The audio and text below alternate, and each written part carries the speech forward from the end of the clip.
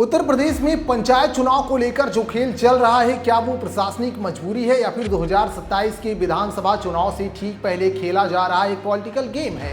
तारीख नोट कीजिए, 26 मई 2026 को यूपी में ग्राम प्रधानों का कार्यकाल खत्म हो रहा है और जुलाई में जिला और क्षेत्र पंचायतें भंग हो जाएगी।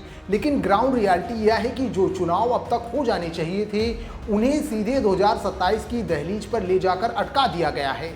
सोशल मीडिया की अफवाहों को खारिज करते हुए आज हम बिना किसी बकवास के सीधे 3 कड़े सवाल पर बात करेंगे। वोटर लिस्ट और ओबीसी आरक्षण की आड़ में सरकार असल में क्या टालना चाहती है? 26 मई के बाद जब गांव की कमान अफसरों के हाथ में जाएगी तो विकास का क्या हश्न होगा? और क्या पहले भी कभी यूपी में इस तरह अस्थायी लोकतंत्र का गला घोटा गया है? अगले कुछ मिनट में आपके सामने वो फैक्ट आने वाले हैं जो आपको सोचने पर मजबूर कर देंगे। सरकार के पास चुनाव टालने के 2 सबसे बड़े बहाने हैं। पहला, वोटर लिस्ट में गड़बड़ी। अब सवाल यह है कि डिजिटल इंडिया के दौर में एक वोटर लिस्ट को फिल्टर करने के लिए 5-5 बार तारीखें क्यों बढ़ानी पड़ती है? क्या यह प्रशासनिक नाकामी है? दूसरा पेज ओबीसी आरक्षण का दलील है कि पिछड़ा वर्ग आयोग का गठन नहीं हुआ, इसलिए सीटों का रिजर्वेशन फाइनल नहीं हो सकता। सीधे शब्दों में समझिए, जिस सरकार की प्रशासनिक स्पीड की चर्चा पूरे देश में होती है, उस सरकार एक आयोग बनाने में महीनों का वक्त लगा देती है। यह सुस्ती है या पॉलिटिकल कैलकुलेशन है? साल 2027 की शुरुआत में यूपी विधानसभा चुनाव हैं। पंचायत चुनाव में लोकल लीडर आमने सामने होते हैं।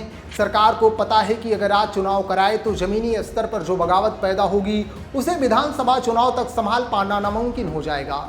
यानी अपने वोट बैंक को आपसी लड़ाई से बचाने के लिए पूरे चुनाव को ही डंडे बस्ते में डाल दिया गया है।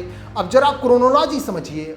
उत्तर प्रदेश का इतिहास गवाह है कि जब जब सत्ताधारी दलों को समीकरण बिगाड़ने का डर होता है, पंचायत के अधिकारों को ऐसे ही लटकाया जाता है।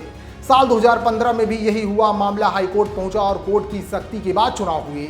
साल 2020 में भी कार्यकाल खत्म होने के बाद चुनाव महीने टाले गए और चुनाव 2021 में हुए, लेकिन तब कोरोना का बहाना था। आज 2026 में कौन सी महामारी है? दूसरा बड़ा मिसमैनेजमेंट देखिए, केंद्र सरकार 2027 में ही 16वीं जनगणना कराने का शेड्यूल तय हो चुका था। सरकार को पता था कि जनगणना और सुझाव दोनों एक साथ ही सरकारी मशीनरी यानी टीचर और लेखपाल की ड्यूटी लगती है। जब टाइमलाइन पहले से ही साफ थी तो समय रहते एडवांस प्लानिंग क्यों नहीं की गई?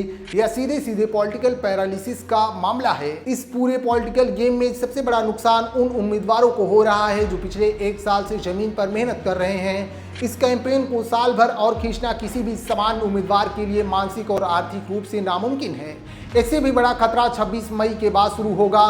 सरकार विकास कार्य न रुकने के बहाने प्रशासनिक सीमित यानी अफसरों को गांव की कमान सौंपने की तैयारी कर रही है। हमारा सीधा स्टैंड है कि नौकरशाही को गांव में तिजोरी सौंपने के बजाय वर्तमान ग्राम प्रधानों को ही इसकी सीमित का प्रमुख बनाया जाए, वरना विकास की फाइलें सरकारी दफ्तरों में दफन हो जाएगी। मामला हाईकोर्ट में है। अगर कोर्ट ने सख्त रूप अपनाया शायद 2026 के आखिरी तक चुनाव देखने को मिले, वरना प्रशासनिक इरादे साफ है कि चुनाव अब सीधे 2027 में ही होंगे। गंभीर उम्मीदवारों के लिए सीधा सुझाव, अफवाहों को छोड़िए। 10 जून की वोटर लिस्ट में नाम चेक कीजिए और जाति, निवास, नो ड्यूज जैसे जरूरी दस्तावेज तैयार रखिए। सरकार अपनी राजनीति करती रहेगी, लेकिन ग्रामीण लोकतंत्र के इस हक को कमजोर नहीं होने देना है। आपको क्या लगता है, क्या चुनाव टालना सही है?